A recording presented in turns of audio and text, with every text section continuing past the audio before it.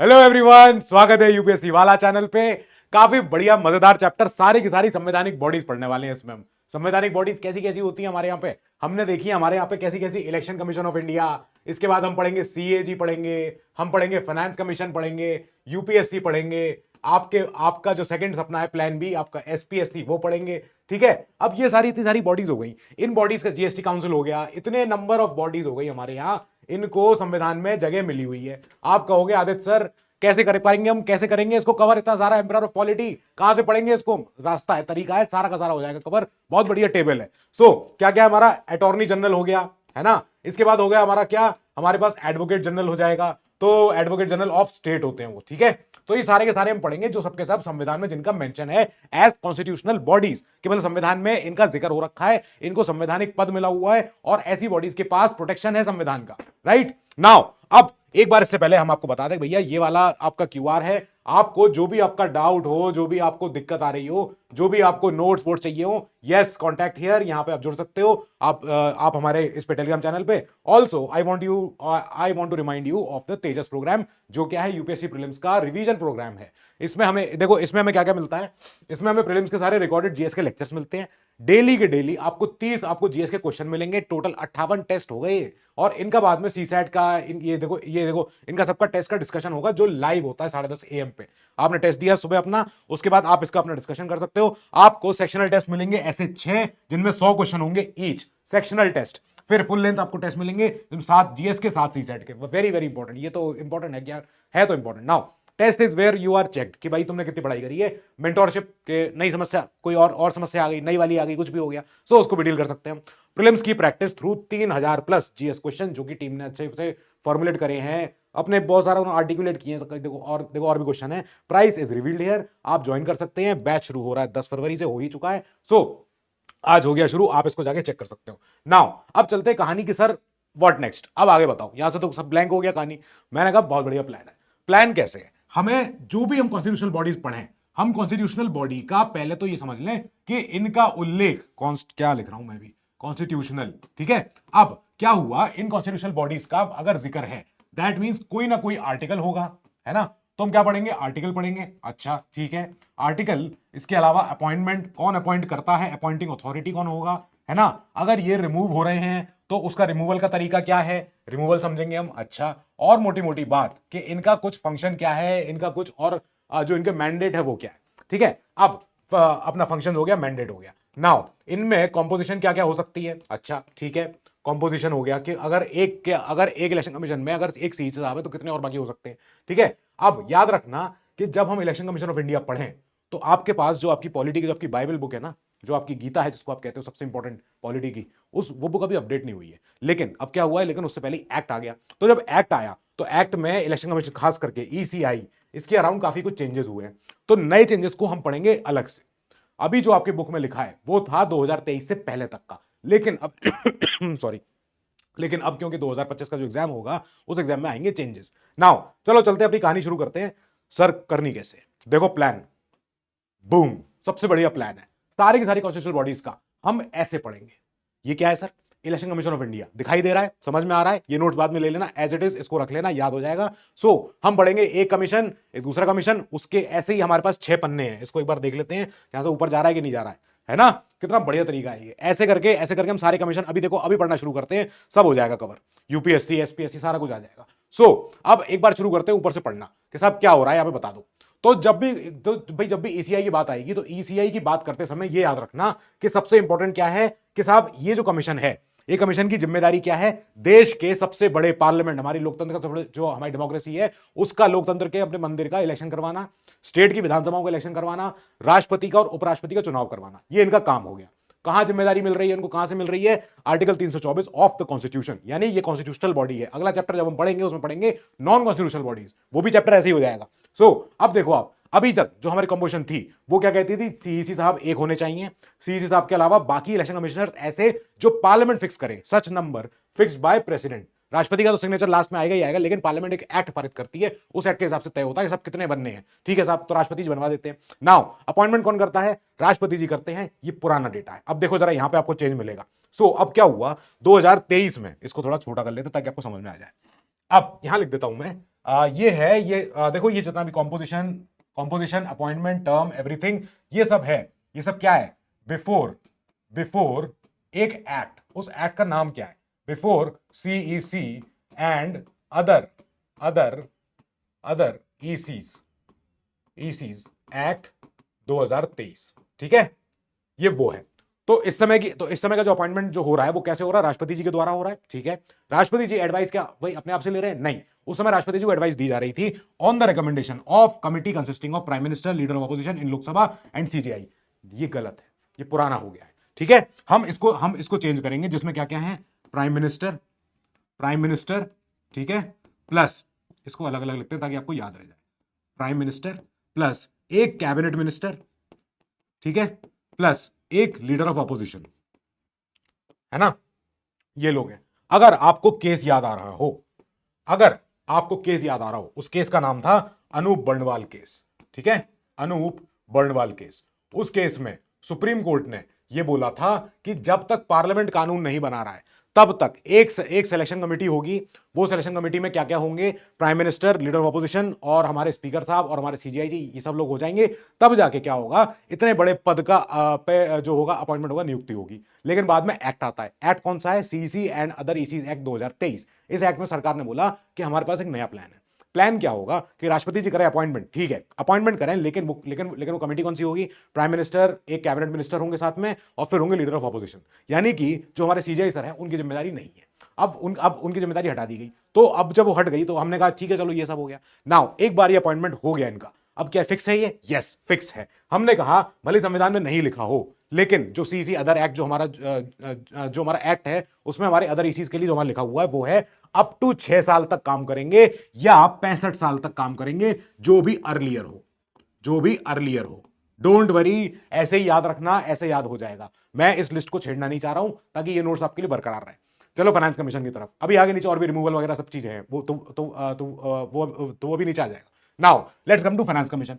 Finance commission 5 साल में एक बार आता है। मैंने कहा था ये यूनियन सरकार का बड़ा भाई है, ये जो हमारा यूनियन सरकार है उसका बड़ा दोस्त है, बड़े भाई का दोस्त है, बाहर से आता है हर 5 साल में एक बार और आगे बताता है कि साहब बड़े भाई छोटे भाइयों में कैसे कैसे पैसा बांटे, ठीक है। तो वर्टिकल डेवल्यूशन ऑफ मनी और हॉरिजॉन्टल डेवल्यूशन ऑफ मनी के सेंटर से स्टेट्स तक पैसा जाना और आपस में स्टेटों को कैसे कैसे बांटना, इन दोनों चीजों को डिटरमाइन कैसे किया जाए, कौन कितना देगा, यानी कि यहां पे केंद्र सरकार को हेल्प करता है कौन, फाइनेंस कमीशन। फाइनेंस कमीशन का संविधान में उल्लेख है 280 पे, ठीक है। इन्होंने कहा इस आर्टिकल ने कि एक फाइनेंस कमीशन हो जाए जिसकी स्थापना कौन करे, राष्ट्रपति जी करें भैया। अब ये सरकार को एडवाइस करेगा ऑन द टैक्स डिवोल्यूशन, कि टैक्स को आप कैसे डिवॉल्व करोगे, नीचे लेके जाओगे ताकि स्टेट्स के पास पैसा पहुंच जाए, उनका अपना जो भी उनका बकाया है। ग्रांट्स इन एड, कौन से स्टेट को आप कितना चंदा बंदा दे रहे हो, ग्रांट दे रहे हो, ऐसे जो भी दे रहे हो, हेल्प कर रहे हो, और other matters refer to it by the government, by the president, ठीक है, ओके नाइस, डन है ये। अब हमने कहा इनका भी अपॉइंटमेंट राष्ट्रपति जी कर रहे हैं। कौन कौन होते हैं इसमें, चेयरपर्सन होते हैं और 4 अदर मेंबर्स होते हैं इसमें। अब आप कहोगे सर या तो खाली है मैटर, यहां पे क्या करें, तो इनका टर्म जो है वो टर्म, अब क्योंकि एक बार जब फाइनेंस कमीशन आता है वो 5 साल के लिए 5 ईयर रिकमेंडेशन देता ही देता है। यानी क्या होता है, जब फाइनेंस कमीशन आता है तो फाइनेंस कमीशन काम करना शुरू करता है और वो काम करता है लगभग 1 साल 2 साल में तो अपनी रिपोर्ट बना के देते हैं। अब उन्होंने फिर जो रिपोर्ट दी वो चलती है 5 साल तक, फिर हर 5 साल में फिर एक और बार कमीशन आता है, ठीक है, ऐसा होता है। यानी इनका जो टर्म है वो ऐसा नहीं है कि साहब फंस गया टर्म, एकदम दिक्कत हो गई, अब तो साहब कुछ समझ में नहीं आ रहा। नाउ लेट्स कम टू कि साहब अपने क्वालिफिकेशन क्या क्या है। तो सीईसी साहब के लिए अपॉइंटमेंट के लिए जो हमारा एक्ट नहीं सॉरी जो हमारा संविधान है उसमें कोई ऐसा लिखा नहीं है कि साहब ऐसा व्यक्ति बने या ऐसा व्यक्ति जिसके पास इतनी काबिलियत हो वो बन जाए, तो संविधान में तो कुछ नहीं लिखा है। लेकिन जनरली हम क्या देखते हैं, हम देखते हैं एक सर्च कमेटी होती है जिसका काम है ऐसे ऐसे एलिजिबल ऑफिसर्स ढूंढना जो कि काफी इंपॉर्टेंट पदों को जिन्होंने संभाला हो ऑलरेडी, जिनको पब्लिक पॉलिसी में, पब्लिक एडमिनिस्ट्रेशन में, जिनको पूरी अपनी नॉलेज हो, सब कुछ हो। ये सर्च कमेटी में अपनी रिकमेंडेशन किसको भेजते हैं, सिलेक्शन कमेटी को। सिलेक्शन कमेटी क्या कर सकती है, सिलेक्शन कमेटी इस सर्च कमेटी के रिकमेंडेशंस को या तो ले, मान ले, स्वीकार कर ले, है ना। सर्च कमेटी को कौन हेड करता है, सर्च कमेटी को हेड कौन करता है भाई, रिकमेंडेशन जो ये देते हैं सर्च कमेटी, कैबिनेट सेक्रेटरी वगैरह लोग ये होते हैं, ढूंढ के रखते हैं ऐसे कुछ बड़े बड़े नाम। ये बड़े बड़े जो नाम होते हैं कैबिनेट सेक्रेटरी के साथ के लोगों ने कुछ कुछ नाम ऐसे ढूंढे, 5-6 नाम दिए सिलेक्शन कमेटी को, और सिलेक्शन कमेटी के पास अब मौका है या तो इन 5-6 नामों में से कोई एक चुन ले या क्या करे, इन 5-6 नामों को ही हटा दे पूरा का पूरा, सिलेक्शन कमेटी अपने आप से कोई नया नाम ढूंढ ले, और जो ये कमेटी रिकमेंड कर दे राष्ट्रपति जी को उसको अपॉइंट करना पड़ेगा, ठीक है। तो हमारे संविधान में कोई क्वालिफिकेशन मेंशन नहीं है कि साहब कौन व्यक्ति आ सकता है, क्या हो सकता है। नाउ आगे चलते हैं, इधर क्या फाइनेंस कमीशन का, इधर यहाँ पे क्या चल रहा है, हिस्सेदारी। तो संविधान में तो भैया पार्लियामेंट को छोड़ दिया गया कि आगे समय पे आप जानना फाइनेंस कमीशन कैसे होगा। अब हमने कहा चेयरमैन कैसे होने चाहिए फाइनेंस कमीशन के, कोई लोग होंगे चेयरपर्सन प्लस 4 मोर, तो चेयरपर्सन होंगे person with experience in public affairs plus members. अच्छा मेंबर्स कैसे होंगे, ये सब होंगे हमारे बड़े बड़े जज लोग हाई कोर्ट के, ऐसे ऐसे पर्सन जो एलिजिबल होंगे अपॉइंटमेंट के लिए, और person with specialise knowledge in finance, जिनको की समझ होती है, कोई बड़ा एकदम एक्सट्रीम एकदम इकोनॉमिस्ट है, कोई समझदारी बहुत ज्यादा, नीति आयोग के कोई बड़े भारी कोई ऑफिसर है जिन्हें नॉलेज है इस पूरे सिस्टम की, अर्थशास्त्र के बहुत ज्यादा ज्ञाता है, तो हम उनको रख सकते हैं person with wide experience in financial matters, जिनको की नॉलेज हो, person with special knowledge of economics, लो ये लोग आ जाएंगे, एडमिनिस्ट्रेशन जिनको समझ में आता हो ये लोग अपना कर सकते हैं। Now let's come to removal. अब रिमूवल के लिए संविधान में लिखा हुआ है कि आप सीईसी साहब का जो चीफ इलेक्शन कमिश्नर है, 1 प्लस बाकी जो 2 होते हैं ना, तो 1+2 जो 1+2 है, तो 1 का सीईसी का जो अगर रिमूवल करना है तो रिमूवल कैसे होगा, ये होगा इनको पूरा सिक्योरिटी मिली हुई होती है, ये होगा उस फॉर्मेट में जिस तरीके से हम एक सुप्रीम कोर्ट के जज को हटाते हैं, यानी कि जो 2 ग्राउंड लिखे हैं संविधान में बस वही 2 ग्राउंड, और उसी मैनर में जैसे आप इस सुप्रीम कोर्ट के जज को हटा सकते हो, सेम प्रोसेस फॉलो करनी पड़ेगी फॉर सीईसी। अब बाकी जो 2 ईसीज है उनके लिए इलेक्शन कमीशन के जो हमारे जो 2 बाकी ईसीज होते हैं उनके लिए बोला हुआ है कि removed by president on the advice of CEC. अगर सीईसी साहब ने लिख के दे दिया कि साहब मेरे इन दोनों को बर्खास्त करो, दोनों अफसरों को हटा दिया जाएगा, ठीक है। अब चीफ इलेक्शन कमीशन के लिए बोला गया सिक्योरिटी ऑफ टेन्योर मिला हुआ है, हम इनको वैसे हटाएंगे जैसे सुप्रीम कोर्ट के जज को हटाते हैं, ये संविधान में मेंशन है सीईसी साहब के लिए, लेकिन जो +2 है उनके लिए अभी तक नहीं है ये सेफ गार्ड। चलो रेजिग्नेशन अगर ये देते हैं किसी को तो अपने आप से ऑफकोर्स जिसने अपॉइंट किया उन्हीं को देंगे प्रेसिडेंट के लिए। सेकंड टर्म यानी रीअपॉइंटमेंट इनका हो सकता है पहले के 2023 के पहले तक के सिस्टम में क्या होता था, जो ईसीज होते थे अगर उन पे एज बरकरार है और सीईसी की अगर पोजीशन खाली हो गई है तो उनका हो जाएगा प्रमोशन, ठीक है। ये पहला था सिस्टम, अब ये सिस्टम चेंज हो गया है। जो इलेक्शन कमीशन जो होते थे पुराने वो पहले सीईसी बन जाते थे ऑटोमेटिकली, सीनियोरिटी की वजह से, कुछ भी कह लो आप, ठीक है, इज्जत की वजह से। नाउ अब क्या हुआ है, हमने सिस्टम कर दिया चेंज, हमने कहा अब नहीं है सब, अब क्या होगा, इलेक्शन कमीशन अलग से जो हमारे ईसीज होंगे अलग से अपॉइंट होंगे और जो हमारे सीईसी होंगे वो अलग से अपॉइंट होंगे, ठीक है। इसका मतलब कि सेकंड टर्म या रीअपॉइंटमेंट जो है अब एक क्वेश्चनेबल एरिया में आ गया है, राइट। नाउ इसके बाद चलते हैं आगे, फर्दर इंप्लॉयमेंट। ये चीज भी संविधान ने क्लियर नहीं करी है कि इलेक्शन कमीशन जैसे पद पे एक बार आने के बाद, ऐसे आयोग में आने के बाद क्या कोई अफसर को और आगे काम करना चाहिए ऐसे सरकार के अंदर या नहीं। तो यहां पे संविधान जो है ब्लैंक है, संविधान ने कहा हम इस पे छोड़ रहे हैं आगे पार्लियामेंट को। तो यहां पे संविधान has not debarred retiring election commissioners to perform कुछ और ऐसे फंक्शन, कुछ भी ऐसे बड़े बड़े फंक्शन रोका नहीं संविधान ने। यहां क्या चल रहा है, यहां पे सब कुछ खाली है। हमने कहा ऐसा क्यों, हमने कहा ऐसा इसलिए क्योंकि ये फाइनेंस कमीशन है जो एक एडवाइजरी बॉडी है, पहली बात तो ये, ठीक है, ये एडवाइजरी बॉडी हो गई। अब ये बॉडी जब एडवाइजरी है, ये क्या अपना रोल प्ले कर रहे हैं, ये जो भी हाई कोर्ट के जज हैं, इकोनॉमिस्ट लोग हैं बड़े बड़े, इन्हें नॉलेज है, समझ इन्हें आ रही समझ में, तो अब ये अगर रिमूव कर दिए जा रहे हैं तो सरकार के अपना ही नुकसान हो रहा है, सरकार को अब समझ में नहीं आएगा आगे फॉर्मूला कैसे बनाए, स्टेट्स में पैसा कैसे बांटे, ठीक है। रिमूवल ऑफ फाइनेंस कमीशन के मेंबर्स या चेयरपर्सन का there is no concrete thing in constitution, ठीक है। रेजिग्नेशन अगर देंगे तो अगर राष्ट्रपति जी ने किया तो राष्ट्रपति जी को ही देंगे, जाहिर बात है भाई। देखो रेजिग्नेशन अगर आपको देना है तो मेंबर्स अपने जो हमारे चेयरपर्सन होंगे सबको देंगे हमारे राष्ट्रपति जी को, ठीक है भैया, चलते हैं आगे। ओके सर, नाउ आगे चलो, सेकंड टर्म रीअपॉइंटमेंट, यहां पे भी नहीं है, अपना वो नहीं, क्लैरिटी नहीं है। अब जो यहां पे आप बात करो कि साहब फर्दर एम्प्लॉयमेंट, तो ये जो यहां पे जो लोग आ रहे हैं ये लोग कौन है, ये लोग हैं जो ऑलरेडी जो पब्लिक जो अपने पब्लिक स्पेस में, पब्लिक अफेयर में काफी ज्यादा महारत हासिल किए हुए हैं, ये ऑलरेडी लोग कुछ ना कुछ काम कर रहे होंगे और फाइनेंस कमीशन का हिस्सा होंगे, तो यानी कि दे आर नॉट डिबार्ड, ठीक है, ये अपना काम कर सकते हैं, कोई इन्हें रोकने वाला नहीं है। चलो साहब ठीक है, ये भी क्लियर हो गया, आगे चलते हैं। अब चलो आगे, कौन सी मिनिस्ट्री संभालती है, अगर कोई मिनिस्ट्री है तो ministry of law and justice है, जो हमारे इलेक्शन कमीशन का और इन सब का देखती है सारा जिम्मेदारी, जो भी चीजें। नाउ एडिशनल नोट्स याद रखना, ये सीईसी एंड ईसीज यहां पे जो लिखा हुआ है ये पुराना है, बिफोर एक्ट, ठीक है, बिफोर एक्ट, ओके। पहले क्या होता था, जो सीईसी और बाकी ईसीज की जो पे होती थी, सैलरी होती थी और अलाउंस होते थे, वो होते थे सिमिलर टू सुप्रीम कोर्ट जज, पहले होते थे। अब हो गया चेंज, अब क्या हुआ, अब ये काट के हमने कहा ये तो नहीं, अब है कैबिनेट सेक्रेटरी के इक्वल, कैबिनेट सेक्रेटरी के इक्वल। अब आप कहोगे इसमें क्या चेंज हुआ, क्योंकि कैबिनेट सेक्रेटरी की जो तनख्वाह है और जो सुप्रीम कोर्ट जज की तनख्वाह है वो सेम है। सुप्रीम कोर्ट जज की भी 2.5 लाख रुपए महीना तनख्वाह होती है और कैबिनेट सेक्रेटरी की तनख्वाह भी 2.5 लाख रुपए महीना होती है, ठीक है, अब क्या हुआ, हमने कहा तो सेम ही रहने देते, क्या फर्क पड़ रहा है? नहीं, पहले इलेक्शन कमीशन के पास जो पावर होती थी, अथॉरिटी होती थी to question an officer of any government department, वो होती थी एज अ सुप्रीम कोर्ट जज, कि जब इलेक्शन कमीशन ने कोई अगर नोटिस भेजा हुआ है उसका रिप्लाई पहले चाहिए। आज की तारीख में कैबिनेट सेक्रेटरी के इक्विवेलेंट करके अब वो एक अथॉरिटेटिव जो जुडिशियल जो एक फंक्शन जो एक ओहदा होता था उससे नीचे आया, कि जुडिशियल वाला काम नहीं है सैलरी सब कुछ सेम, पे अलाउंस सब कुछ सेम है, लेकिन वो वाला बात नहीं है जो आप कह लो कि साहब हाँ ठीक है पहले होता था।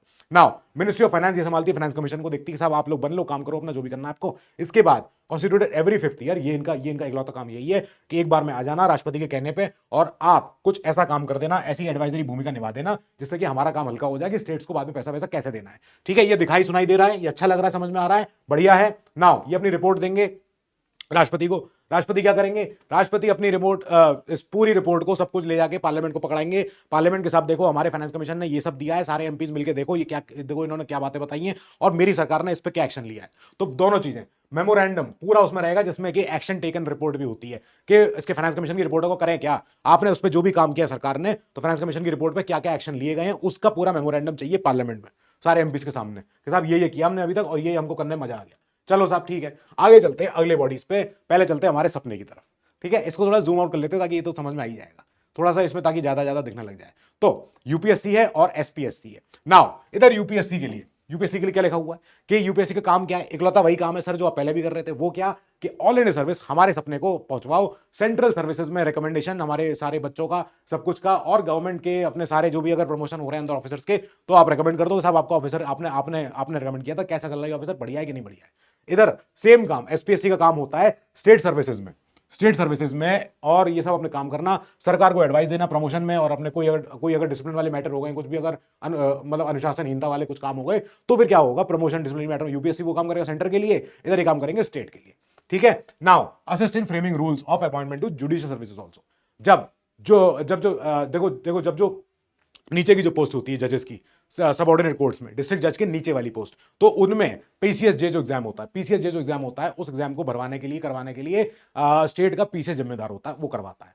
ठीक है, इनका उल्लेख कहां है, आर्टिकल 315 से लेकर 323, इनका है 315 से 323, ऐसे ही पहले चल रहा है अपना। ठीक है, नाउ हमने कहा आगे चलते हैं कैसे कैसे हो रहा है। नाउ कॉम्पोजिशन क्या है, इसमें होते हैं चेयरपर्सन और ऐसे मेंबर्स जो कि बाद में आप अपने आप से इसको अपना आप ऐसे बढ़ा सकते हो, कम कर सकते हो, जो भी कर सकते हो। ठीक है, टर्म कितना होता है संविधान के हिसाब से, अप टू 6 ईयर्स या 65 साल की एज। यहां पे क्या है, यहां पे अप टू 6 ईयर्स या 62 साल की एज, कम हो गया। नाउ क्वालिफिकेशन कैसी होनी चाहिए, यहां पे संविधान के हिसाब से आधे members, half of members of the commission should have held an office, कौन सा, for at least 10 years either under the government of या अपने ऑफ इंडिया या फिर अपने कोई और स्टेट। यहां पे आधे मेंबर क्या करने चाहिए, 10 साल की सर्विस होनी चाहिए गवर्नमेंट ऑफ इंडिया या एनी स्टेट, यानी बड़े ऑफिसर ही चाहिए होंगे यहाँ पे जिनका काफी ज्यादा एक्सपीरियंस रहा हो इसमें प्रशासन में। नाउ रिमूवल कैसे होगा, रिमूवल होगा भैया अपना, इनके पास जो जो देखो ग्राउंड लिखे हुए हैं क्या क्या, राष्ट्रपति द्वारा देखो अगर राष्ट्रपति ने अपॉइंट किया तो पहली बात तो वही रिमूव करेंगे क्योंकि उनसे नीचे की अथॉरिटी के पास जिम्मेदारी ही नहीं है उनको हटाने की।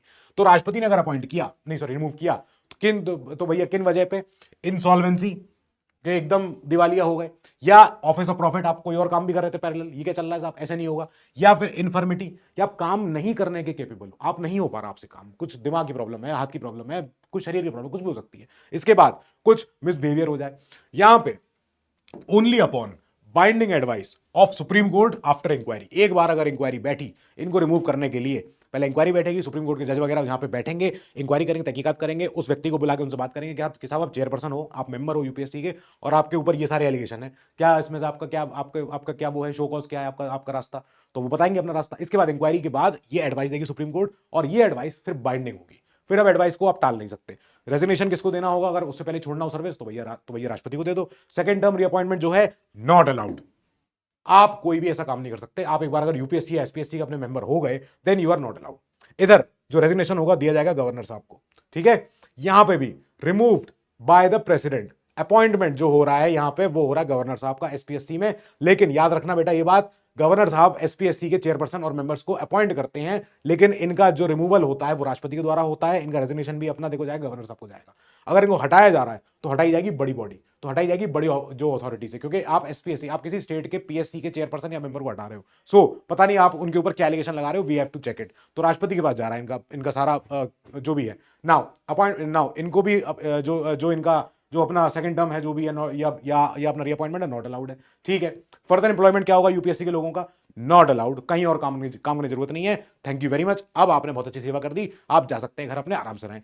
ठीक है, यहां पे भी चेयरपर्सन। अब ये जो एसपीएससी के यहाँ जो गेम हो रहा है वो क्या है, अगर एसपीएससी के चेयरपर्सन है, यूपीपीसीएस मान लेते हैं, यूपीपीसीएस आयोग के जो सबसे ऊपर बैठेंगे, यानी जो उनके अध्यक्ष होंगे, वो may be appointed as chairperson या मेंबर ऑफ यूपीएससी ओनली, या chairperson of any other SPSC, but not any other employment. कोई और एम्प्लॉयमेंट नहीं मिलेगा। आप स्टेट के अंदर रहे थे तो ठीक है, आप किसी और स्टेट के अपने बन जाओ चेयरपर्सन, या आप यूपीएससी के बन जाओ, ऊपर आ जाओ। और अब मेंबर्स, जो बाकी बचे हुए मेंबर्स हैं एसपीएससी में, members may be appointed as chairperson या मेंबर्स ऑफ यूपीएससी, या अपने भैया किसी और स्टेट के अपने एसपीएससी के, but not any other employment, कोई और काम करने को नहीं मिलेगा इनको। ठीक है, मिनिस्ट्री अगर कोई देखती है तो मिनिस्ट्री ऑफ पर्सनल है यहाँ पे, और यहाँ क्या है, यहाँ पे स्टेट सरकार के अधीन होता है। ठीक है, स्टेट गवर्नमेंट, यहाँ पे स्टेट गवर्नमेंट का रोल होता है, स्टेट गवर्नमेंट जिम्मेदार रहती है कि साहब इनके सारे ऑफिस खर्चे जो भी चीजें होती है, सैलरी वैलरी एवरीथिंग, नाउ ठीक है वो करते हैं अपना। नाउ एडिशनल नोट्स क्या क्या है इनके लिए इंपॉर्टेंट, कि रिकमेंडेशन ऑफ यूपीएससी जो है आर नॉट बाइंडिंग। ये जब कोई रिक्रूट कर रहे हैं कोई भी चीज का, ठीक है, कर रहे हैं अपना रिक्रूट, अपना एग्जाम लेके, बट क्या होगा, हो सकता है सरकार को दे अपना रिकमेंडेशन के साहब हमने ही 700 लड़के चुने हैं, लड़के लड़कियां चुने हैं, जिनका क्या भर्ती करो as a all India service. तो हो सकता है सरकार बोले नो नो नो नो, इसमें से 3-4 नाम आपने छांटे नहीं अच्छे से, वो गलत है। क्यों गलत है, हम बता रहे हैं क्यों। इसका मतलब है सरकार ने अगर नॉन एक्सेप्ट किया इनकी रिकमेंडेशन को, must be approved by the cabinet committee on appointments. हमारी जो सेंट्रल हमारे सरकार की जो कैबिनेट कमेटी होती है, उस कैबिनेट कमेटी में एक कैबिनेट कमेटी का नाम होता है कैबिनेट कमेटी ऑन अपॉइंटमेंट्स। इस कमेटी की तरफ से आना चाहिए कि साहब सरकार इस व्यक्ति का रिकमेंडेशन जो है यूपीएससी के द्वारा स्वीकार क्यों नहीं कर रही है, वो दे दे अपना। एनुअल रिपोर्ट ऑफ यूपीएससी जो आती है हर साल की, must be place before parliament, parliament के सामने आएगी और बाय द राष्ट्रपति अलॉन्ग विद मेमोरेंडम कि हमने क्या क्या जो यूपीएससी की रिपोर्ट थी उस पर क्या क्या एक्शन लिया अभी तक और हमने उसका क्या क्या किया है। इधर क्या होगा, एसपीएससी का आर नॉट बाइंडिंग। ठीक है, एनुअल रिपोर्ट ऑफ एसपीएससी जो होगी स्टेट का पीएससी का, must be place before state legislature by the governor. यहां पे गवर्नर साहब कर रहे हैं अलॉन्ग विद मेमोरेंडम एक्सप्लेनिंग क्या, कि हमने क्या क्या एसपीएससी के एडवाइस पे क्या क्या काम किया और क्या क्या काम नहीं किया। ठीक है, where the advice of SPSC was not accepted, governor यहां पे can regulate scope of SPSC in respect to state services. कि यहां पे क्या होगा, एसपीएससी के लिए अगर कोई एडवाइस हम नहीं मान पा रहे हैं, साहब हमें नहीं समझ में आ रहा, तो क्यों नहीं समझ में आ रहा आप ये बता दो, तो यहां पे गवर्नर जो वर्ड लिखा हुआ है, गवर्नर यहां पे गवर्नर का मतलब नहीं है गवर्नर अपने आप नहीं कर रहा है काम, यहां गवर्नर का मतलब है governor on the advice of council of ministers, यानी governor on the advice of state सरकार। वो क्या करेंगे एसपीएससी के लिए, कि आप कौन सर्विस के लिए अपॉइंटमेंट ले रहे हो, कौन सर्विस के लिए अपना एग्जाम कराओगे, एसपीएससी को हम बताएंगे, स्टेट की सरकार बताएगी। ठीक है सर, ओके। चलते आगे जीएसटी काउंसिल पे और एनसीबीसी पे। तो पहले पढ़ते हैं जीएसटी काउंसिल कोई, इसको बाद में आएंगे। ठीक है, नाउ जीएसटी काउंसिल जो है, जीएसटी काउंसिल का फंक्शन क्या है, ये फंक्शन है इसका ऐसी चीजें ढूंढ के रखना कि साहब कैसे हमारे देश में आपस में बढ़िया सिस्टम हो, जीएसटी का यूनिफॉर्म सिस्टम हो, टैक्सेशन का, हर चीज का। तो cooperation coordination between centre and states, centre और स्टेट्स के बीच में, for smooth and efficient administration of GST in the country. ठीक है, आर्टिकल एक ऐड किया गया था 279A। ये अमेंडमेंट नंबर कौन सा था, जरा मुझे अमेंडमेंट बताना जरा कौन सा है, जीएसटी कौन से अमेंडमेंट के द्वारा ये एक्ट जोड़ा गया है। ठीक है, नाउ इसमें इसमें इसमें होते कौन लोग हैं, इसमें होते हैं फाइनेंस मिनिस्टर होते हैं हमारे देश के, जो हमारे यूनियन फाइनेंस मिनिस्टर हैं, जो अभी जैसे निर्मला मैम है। ठीक है, minister of state for finance, अगर मिनिस्टर ऑफ स्टेट कोई राज्य मंत्री कोई है तो वो भी आएंगे, प्लस स्टेट की तरफ से अपने अपने मिनिस्टर आते हैं। प्रेफरेबली होता है कि आपके कोई स्टेट का फाइनेंस मिनिस्टर हो तो वो आ जाए, नहीं तो कोई और भी अपना मिनिस्टर हो सकता है, वो आना चाहे तो वो आ जाए, कोई बात नहीं। यहां जो इसके साथ ही सीबीआईसी के जो चेयरपर्सन होते हैं वो भी इसमें बैठते हैं। सीबीआईसी क्या होता है सर, सीबीआईसी एक दूसरी बॉडी है, सेंट्रल बोर्ड ऑफ क्या, आंसर दो जरा। ठीक है, तो आप भी आते हैं लेकिन आप वोट नहीं देते, जो वोट देने का अधिकार है वो सेंटर के पास 33% है, बाकी इनको दे दिया है स्टेट्स को। 33% सेंटर के पास है, यानी 2/3 जो है हिस्सा वो स्टेट्स का है। जब इसमें जब इसमें सारे के सारे अपने सीएम, सारे अपने अपने स्टेट्स के फाइनेंस मिनिस्टर सब लोग जब वोट देते हैं, हाँ साहब कौन सी चीज पे ज्यादा टैक्स लगाना है, पॉपकॉर्न पे, कोलगेट पे, हेल्थ जो अपने इंश्योरेंस पे, किसी भी चीज पे। ठीक है, तो ऐसे केस में क्या होता है, सेंटर सरकार के पास 1/3 वोट शेयर है। सेंटर सरकार जो बड़ा भाई है उसके पास 1/3 है, बाकी सारे स्टेट्स में बांट दिया कि आप सब 2/3 सब लोग मिलकर एक साथ हमको बताओ कि इस पर टैक्स लगाए या नहीं लगाए। तो इसका मतलब है कि वोट शेयर जो है सेंटर का यहाँ पे कम है। अब चलते आगे, अपॉइंटमेंट कैसे हुआ इनका अपॉइंटमेंट हुआ है बाय द प्रेसिडेंट, मतलब कि राष्ट्रपति ने अपॉइंट किया है। जीएसटी काउंसिल बैठो भाई, तुम लोग सब लोग मिलकर बात करो, मेरी सरकार, अब तुम लोग क्या क्या करने वाले हो। अब चलते हैं आगे कि साहब इनका टर्म क्या है। तो आप कहोगे टर्म सर खाली है, देखो इतनी सारी चीजें खाली हो गई, क्वालिफिकेशन, रिमूवल, रेजिग्नेशन, क्या ये क्या हो रहा है। हम कहेंगे टर्म इसका क्या है, क्योंकि ये सारे इसमें जो मेंबर्स हैं वो मेंबर्स हैं because of the very reason they are in their respective office. हम कह रहे हैं फाइनेंस मिनिस्टर हैं वो, अब जब तक वो फाइनेंस मिनिस्टर हैं तब तक वो जीएसटी काउंसिल का हिस्सा है। ठीक है, मैं कह रहा हूं क्वालिफिकेशन क्या है इसकी, क्वालिफिकेशन कुछ भी नहीं है, आप कैसे कह लोगे एक्स ऑफिशियो, अगेन सेम बात, हम बोलेंगे रिमूवल रेजिग्नेशन कुछ भी हो रहा है इनका रीअपॉइंटमेंट, सेकंड चीज भाई एक्स ऑफिशियो क्यों, सोच के देखो ना, इसमें कौन लोग हैं, इसमें है कौन, फाइनेंस मिनिस्टर, स्टेट्स के मिनिस्टर, जब तक ये फाइनेंस मिनिस्टर हैं और minister of state for finance या रेवेन्यू जो भी है, तो ये जीएसटी काउंसिल का हिस्सा है ही है, ठीक है। जैसे फाइनेंस मिनिस्टर ये नहीं रहेंगे तो ये हट जाएंगे, तभी हट गए, इसका मतलब है because of the reason that they are finance minister और स्टेट के अपने फाइनेंस मिनिस्टर छोटे छोटे सब लोग, तो क्योंकि अब जब वो अपने स्टेट के फाइनेंस मिनिस्टर हैं, जब वो सेंटर के फाइनेंस मिनिस्टर हैं या अपने minister of state for finance है या वो सीबीआईसी के चेयरपर्सन है, तो अब इस वजह से वो जीएसटी काउंसिल का हिस्सा है, राइट, समझ में आई बात। इसका मतलब है क्वालिफिकेशन नहीं पता है, नहीं जरूरी है, नहीं बात करनी है, बिकॉज वो एक्स ऑफिशियो वो अपने पद पे है। हम कह रहे हैं रिमूवल रेजिग्नेशन, अगर वो ये नहीं रहे तो इसका हिस्सा नहीं रहेंगे जीएसटी काउंसिल का, खत्म हो गई बात, ऐसे ऐसे पढ़ना है इसको। नाउ चलते हैं इधर, हमारा यहां पे क्या चल रहा है एनसीबीसी की तरफ, तो एनसीबीसी पे अभी यहां पे क्या है, इसका काम क्या है, एनसीबीसी का काम यही है कि देश में जितने हमारे पिछड़ा वर्ग है, जो भी हमारे देश में जो परेशान लोग रहे हैं इतने इतिहास में, तो इन लोगों के भलाई के लिए, लोगों के सेफगार्ड्स के लिए अब क्या क्या इंटरेस्ट हम देखो देखो नई नई चीजें लेके आ रहे हैं। आर्टिकल 338 बी एक अमेंडमेंट के द्वारा जोड़ा गया था, इसकी वजह से क्या बना, एनसीबीसी, राष्ट्रीय पिछड़ा वर्ग आयोग। अब इसमें क्या होते हैं, चेयरपर्सन होते हैं, वाइस चेयरपर्सन होते हैं और 3 बाकी मेंबर्स भी होते हैं। कौन अपॉइंट करता है, राष्ट्रपति जी। अब इनकी इनकी क्या है साहब, इनके साथ टर्म, सारी कंडीशन ये सब लिखी होती है, इनकी अपने 3 साल का इनका भी कार्यकाल होता है, राष्ट्रपति के द्वारा अपॉइंटमेंट हुआ, सब कुछ काम कर रहे हैं अपना। अब established as a statutory body, पहले क्या हुआ था, सबसे पहले एक एक्ट के द्वारा, एनसीबीसी एक्ट के द्वारा हमने हमने हमने बना के रख दिया, हमने कहा नहीं, एक्ट से काम नहीं चलेगा, संविधान में लिख देते हैं, तो संविधान में लिख दिया। पहले 1993 में आफ्टर द मंडल केस, जो मंडल केस हुआ था, जिसका एक और नाम भी है, आई से नाम शुरू होता है केस का, मुझे उसका नाम चाहिए आपसे, आई एस करके नाम लिखा होता है उसका, ठीक है, आई से। नाउ उस केस में जजमेंट में सुप्रीम कोर्ट ने बोला था कि साहब एक बनाओ, पिछड़ा वर्ग आयोग बनाओ, और उसको सुप्रीम कोर्ट ने बोला कि उसको आप अगर एक एक्ट से बना रहे हो तो भी ठीक है, हमारे लिए कोई दिक्कत नहीं है। इसके बाद संवैधानिक स्टेटस इसको मिल गया 2018 में, जब हमने 102वां अमेंडमेंट किया था, ठीक बात है। इनका जो रिमूवल रेजिग्नेशन रीअपॉइंटमेंट जो है नॉट क्लियर, नहीं पता है, लेकिन क्या पता है, हमें पता है इनका रीअपॉइंटमेंट, जो रीअपॉइंटमेंट है, ये रीअपॉइंटमेंट अगर ये चेयरपर्सन मेंबर्स हैं, तो ये मेंबर्स अब क्योंकि आप इतने अच्छे पोजीशन पे हो, तो आप 2 बार तो आ सकते हो अपने पद पे वापस, 2 ही बार, not more than 2 times reappointment हो सकता है 2 बार, बाकी क्लियर नहीं है, बाकी नहीं बता रहे, ठीक है सर, ओके डन। आगे चलते हैं, यहां और आगे क्या हो रहा है साहब, कौन सी मिनिस्ट्री क्या देख रही है इनको, तो हमारा जीएसटी काउंसिल है, फाइनेंस कमीशन नहीं सॉरी, अब अगर उसमें फाइनेंस मिनिस्टर सब लोग हैं, of course ministry of finance का काम है वो। इसके बाद क्या काम है इनका, चेयरपर्सन कौन है इस पूरे जीएसटी काउंसिल के, तो यूनियन फाइनेंस मिनिस्टर जो भी होंगे वो सेंटर के, वो इसके वाइस चेयरपर्सन कौन होंगे, वो रोटेशन पे आएंगे, choose an amongst minister from the states, decision making ये अपनी कैसी होती है, 3/4 यस होना चाहिए, based on 3/4 majority of weighted votes of the members present and voting. मतलब कि ये क्या हुआ सर, मतलब ये क्या है, जब यूनियन के पास 33% वोट ही है, सेंटर के पास 33%, अपना 1/3 है, ठीक है, बाकी 2/3 सारे स्टेट्स के पास है। जब ये सब लोग हाँ ना जब ऐसे बोल रहे हैं, उसमें देखा जाएगा कोई चीज को पास करने के लिए 3/4 लोग, 3/4 टोटल वेटेड वोट सबके बराबर एक तरफ होने चाहिए कि इसको हाँ करें या ना करें। 3/4 लोगों ने अगर मना कर दिया तो वो चीज नहीं हो पाएगी, ठीक है। अब 50% लोग भी अगर पहुंच जाते हैं तो हम बोल देंगे जीएसटी काउंसिल की मीटिंग आज है, सेशन आज होगा। मतलब ये क्या हुआ है, ये कोरम की बात हुई है। कोरम क्या होता है, कोरम होता है कि मिनिमम नंबर ऑफ लोग to be present for a session to be called, तो सेशन को हम बोल देंगे हाँ सेशन हो रहा है। इधर क्या एनसीबीसी के लिए, मिनिस्टर ऑफ सोशल जस्टिस और एम्पावरमेंट, ये मिनिस्ट्री इसको देखती है एनसीबीसी को, साहब क्या क्या आपको काम करना है और आपके लिए बताओ क्या क्या दिक्कत आ रही है, तो हम आपको सॉल्व करते हैं। नाउ इनकी report of commission is presented to the president, of course राष्ट्रपति को दी जाएगी रिपोर्ट। अब राष्ट्रपति क्या करेंगे उसका, who places it before the parliament and forwards it to the governors, अगर किसी स्टेट के बारे में भी इंफॉर्मेशन होगी तो governors who plays it before the state की विधानसभा,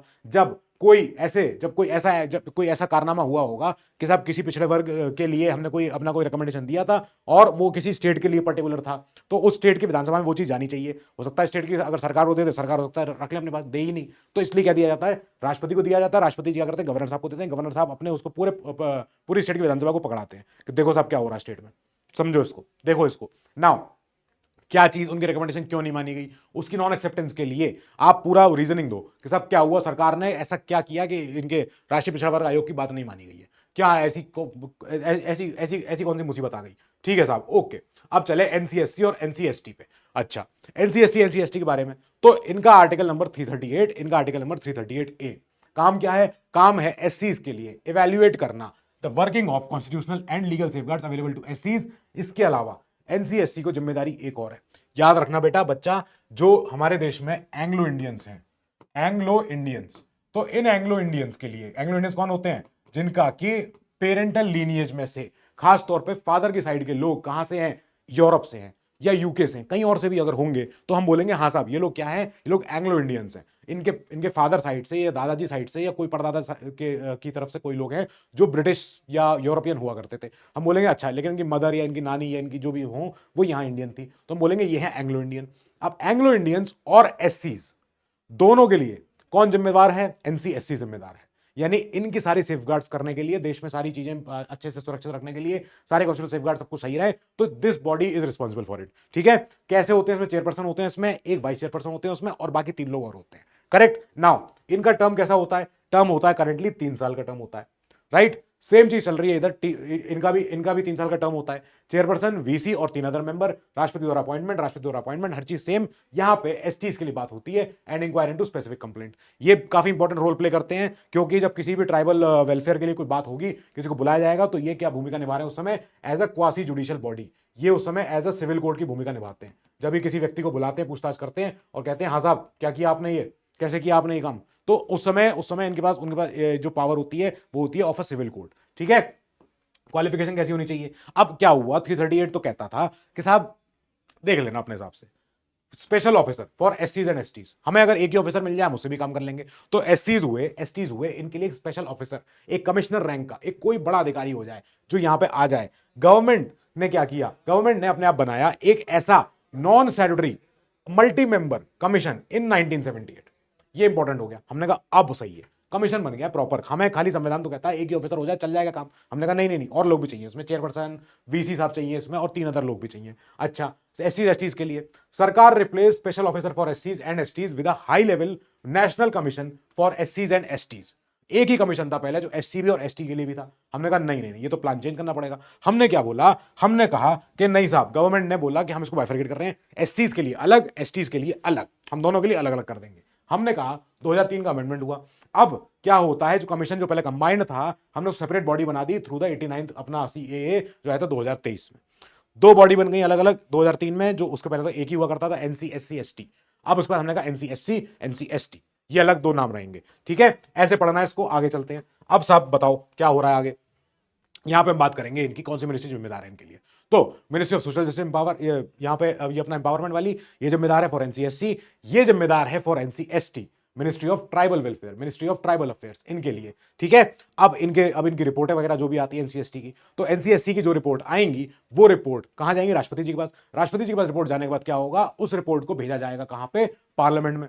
और पार्लियामेंट में जाने के बाद उस रिपोर्ट पे होगी तहकीकात कि साहब क्या हुआ, राष्ट्रीय शेड्यूल कास्ट आयोग ने बोला था, अनुसूचित जाति आयोग ने बोला था कि एक्शन लीजिए इस पे, और सरकार ने एक्शन क्यों नहीं लिया है? तो लिख के दो क्यों नहीं लिया है, नॉन एक्सेप्टेंस क्यों हुआ, एक्शन टेकन रिपोर्ट में ये क्या लिखा हुआ है? नील नील नील, कुछ काम ही नहीं किया, क्यों नहीं किया ये बताइए।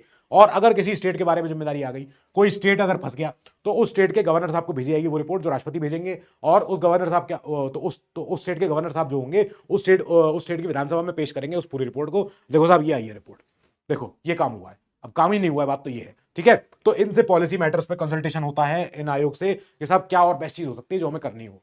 राइट। चलो अब चलते आगे। Special officer for linguistic minorities, जो अभी संविधान में एज इट इज जो टेक्स्ट शुरू में था वो आज भी लिखा हुआ है, ऐसे ही शुरू में लिखा होता था फॉर स्पेशल ऑफिसर फॉर एससीज, स्पेशल ऑफिसर फॉर एसटीज। हमने कहा नहीं नहीं नहीं साहब चेंज करो। तो अब लिंग्विस्टिक माइनॉरिटी के लिए अभी तक कमीशन नहीं आया है, इनके लिए अभी भी एक सीएलएम ही होता है, कमिश्नर फॉर लिंग्विस्टिक माइनॉरिटीज। उसको संविधान की लैंग्वेज में क्या बोलते हैं? Special officer. स्पेशल ऑफिसर एक कमिश्नर है। ठीक है, ओके। इनका काम क्या है? इनका काम है ऐसी चीजें पकड़ना, ऐसी चीजें समझना कि साहब देश में प्रॉब्लम क्या आ रही है, कोई ग्रीवांस हो गया लोगों के बीच में, because of what? Because of non implementation of constitutional safeguard जो लगे हुए हैं to safeguard the linguistic minorities.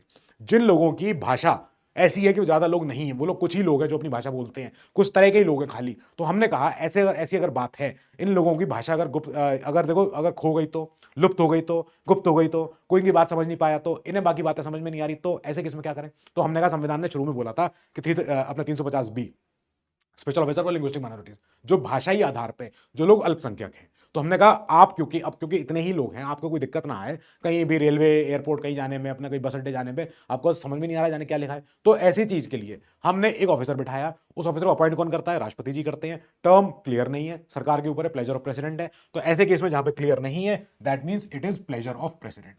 अगर आप में से किसी को मेरा लेक्चर याद हो, तो जब हमने लेक्चर ये पढ़ा था पूरा का पूरा, इस लेक्चर में हमने कहा था ये जो सीएलएम का ऑफिस है ना, ये बिल्कुल उस जगह पे है जहां हमें हमारा सपना हमको खींच रहा है, बुला रहा है, ठीक है? तो उसी जगह पे प्लेजर ऑफ प्रेसिडेंट चलेंगे, ठीक है, चलेगा काम अपना। क्वालिफिकेशन क्या है इसकी? ओरिजिनली संविधान डिड नॉट मेक एनी कोई ऐसी कोई प्रोविजन के साथ कैसा होना चाहिए with respect to office. It was created following the recommendation of states का रीऑर्गेनाइजेशन कमीशन। एक कमीशन आया था जिसने क्या किया था, जिसने स्टेट्स को तोड़ने छांटने के लिए बोला था कि साहब कैसा कैसा एसआरसी, कैसा कैसा हमारा हमारा सेवेंथ हमारा संवैधानिक जो हमारा अमेंडमेंट हुआ था, हमारा संशोधन हुआ था, उसमें था एक एसआरसी कमीशन बना दो जो क्या करेगा, स्टेट्स को रीऑर्गेनाइज करेगा। जब रिकॉग्नाइज होंगे स्टेट्स, दैट मींस तब पता चलेगा कि साहब कैसे भाषा के आधार पर करें, धर्म के आधार पर करें, ज्योग्राफी के आधार पर करें, किस तरीके से अपने स्टेट्स को बांटें। उसी समय बात हुई थी कि साहब एक ऐसे ऑफिसर की कल्पना करो जो अपना काम करे उन लोगों के लिए जिनकी भाषा के दम पे सारी लड़ाई चल रही है। तो हमने कहा ठीक है, इसको अपना संभाल के देखेंगे हम। नाउ रिमूवल नॉट क्लियर, ठीक है। इसके बाद रेजिग्नेशन नॉट क्लियर। अगर राष्ट्रपति जी ने किया है देन ऑफ कोर्स जाहिर बात है कि सरकार को ही जाएगा। नाउ इसके बाद क्या होता है, हमने कहा साहब ये तो ठीक है, इतना तो अभी क्लियर है। नाउ फर्दर एम्प्लॉयमेंट क्या आ सकता है, नहीं आ सकता है, संविधान is not clear on it. Ministry कौन सी दिखती है इसको? मिनिस्ट्री ऑफ हमारी माइनॉरिटी अफेयर्स, ट्राइबल अफेयर नहीं है, माइनॉरिटी अफेयर्स, जो अल्पसंख्यक जो मंत्रालय है वही देखता है इसको। इनके पास और क्या है, मिनिस्ट्री ऑफ माइनॉरिटी अफेयर्स के अंडर ही काम करते हैं, सरकार के अधीन है, सरकार अपना देखते संभलती रहती है, एक स्पेशल ऑफिसर है ना इसलिए। नाउ अब चलो जरा इधर सीएजी साहब की तरफ। ये बड़ी बॉडी है, तो सीएजी साहब क्या है? क्योंकि हमारे देश का सबसे ज्यादा बड़ा ऑडिट करना होगा, हमारे देश के सारे डिपार्टमेंट, देश के सारे हमारे जितने कॉर्पोरेशन हैं, देश के जितने हमारे बैंक, जो भी चीजें हो सकती हैं, उनका क्या होगा, उनका जब ऑडिट होना होगा, इंडियन ऑडिट सिस्टम जितना हमारा है तो उसको अपना संभालते हैं ये, ठीक है। 148 संवैधानिक बॉडी, यहां पे लिख दिया कि एक कंट्रोलर एंड ऑडिटर जनरल होना चाहिए, महालेखा अभियंत्रक, ये जो महालेखा निरीक्षक जो है, ठीक है, ये होंगे। नाउ अपॉइंटमेंट, देखो अपॉइंटमेंट कौन कर रहे हैं? राष्ट्रपति जी कर रहे हैं। जब राष्ट्रपति जी क्या करें कि साहब जब इनको बुलाएं तो ये उस समय शपथ लेंगे उसमें बोलेंगे मैं संविधान के प्रति सच्ची निष्ठा, आस्था, श्रद्धा सब रखता हूं और मुझे कोई उसमें वो नहीं है, मैं अपना काम करूंगा ईमानदारी से। क्वालिफिकेशन क्या है? नो, संविधान इज नॉट क्लियर ऑन। संविधान ने कहा एक बना देना, अपने आप चुन के रखना कैसा होना चाहिए, ठीक है। अब इसके बाद कैसा कैसा इनका रिमूवल होगा? सेम प्रोसेस जो फॉलो होगी ऑफ अ सुप्रीम कोर्ट जज। ये वो बॉडी है जो सारे डिपार्टमेंट से दुश्मनी लेने वाली है, ठीक है। अब ये बॉडी सीएजी साहब जब जिस डिपार्टमेंट के पीछे पड़ेंगे उस डिपार्टमेंट के हाथ कांपेंगे कि साहब हमारे से तो गलती हुई होगी तभी तो आए हमारे पास। तो उसका मतलब है क्योंकि अब ये इतनी बड़ी बॉडी है, तो अगर इस बॉडी को हटाना है, अगर सीएजी साहब को हटाना है तो आप वैसे हटाओगे जैसे आप सुप्रीम कोर्ट जज को हटाते हो। जैसे हम सुप्रीम कोर्ट के, यानी क्या है, यानी उन्हीं दो ग्राउंड्स की वजह से जो संविधान में लिखे हैं। कौन से? Misbehaviour, incapacity.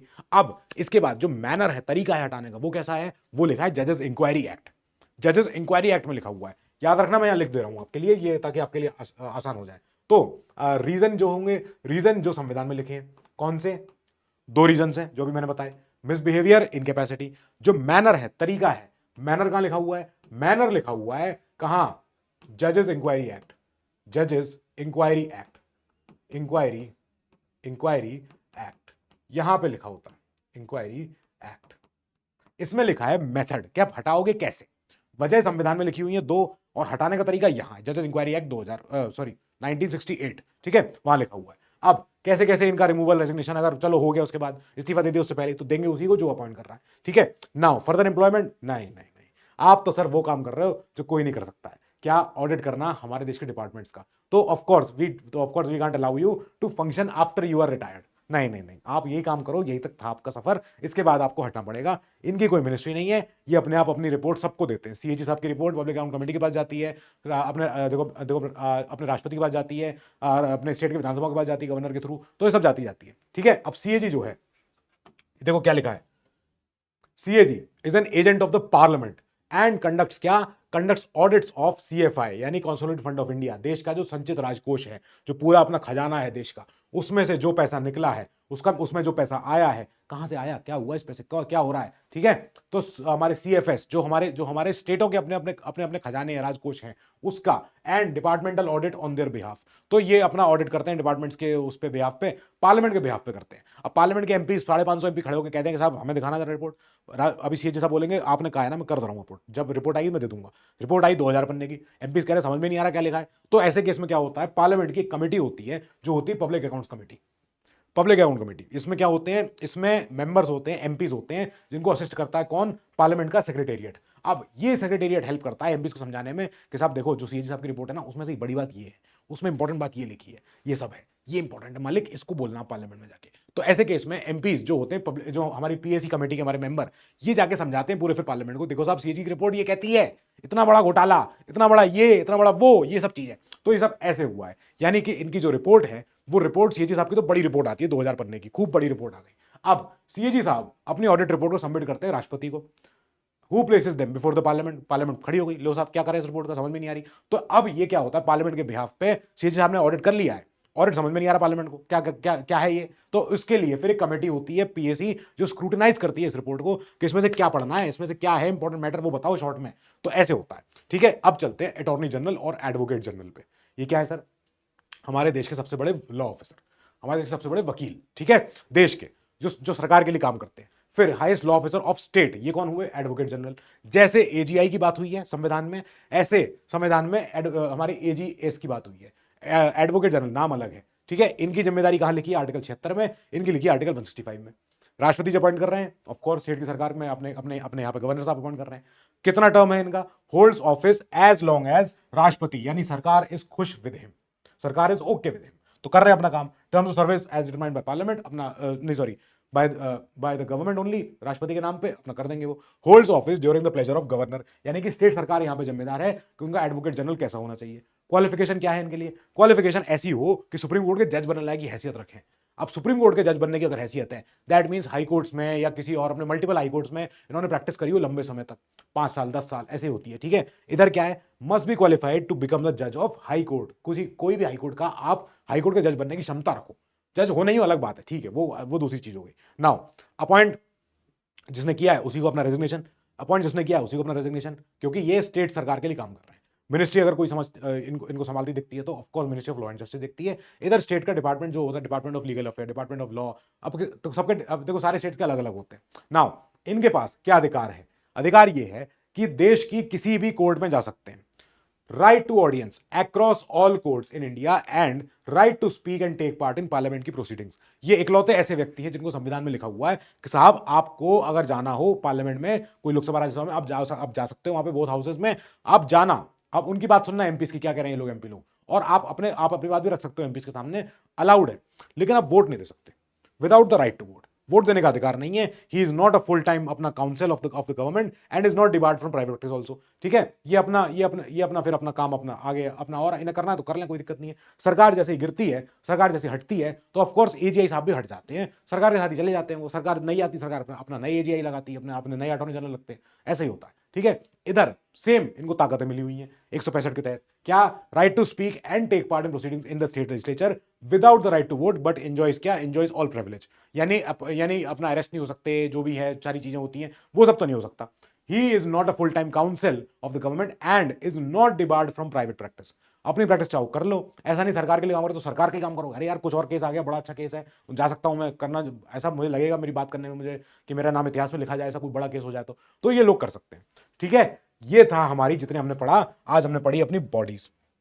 ये क्या क्या पढ़ लिया हमने पढ़ा आज कॉन्स्टिट्यूशनल बॉडीज, ठीक है। अब कॉन्स्टिट्यूशनल बॉडीज खत्म हो जाता है चैप्टर, इस नोट्स को आप ऐसे के ऐसे ही ले लेना। इन नोट्स पे मैं चाहता हूं आप अपना बेटा बच्चा, आप इन नोट्स पे रिवीजन करना, इन नोट्स में आप अपडेट कर लेना। अगर कोई नया लॉ, कोई नया एक्ट कुछ भी आता है तो मेक श्योर कि आपके इस टेबुलर कॉलम में अपडेटेड हो जाए। मैंने आपको ईसीआई के लिए अपडेट कर दिया है, बस ये जरूरी था क्योंकि अभी और किसी का अमेंडमेंट ऐसा नहीं आया, ठीक है। विद दिस मैं लेता हूं आपसे लीव, ये चैप्टर हुआ खत्म। अगली क्लास में पढ़ेंगे नॉन कॉन्स्टिट्यूशनल बॉडीज, जहां हम पढ़ेंगे नॉन कॉन्स्टिट्यूशनल बॉडीज। ये एनसीबी नहीं है, नार्कोटिक कंट्रोल ब्यूरो नहीं है, ये एनसीबी मतलब नॉन कॉन्स्टिट्यूशनल, जो संविधान में नहीं लिखी है, किसी एक्ट के द्वारा बनी हुई है, ठीक है। टिल देन बेटा keep studying, stay safe, good luck, all the best.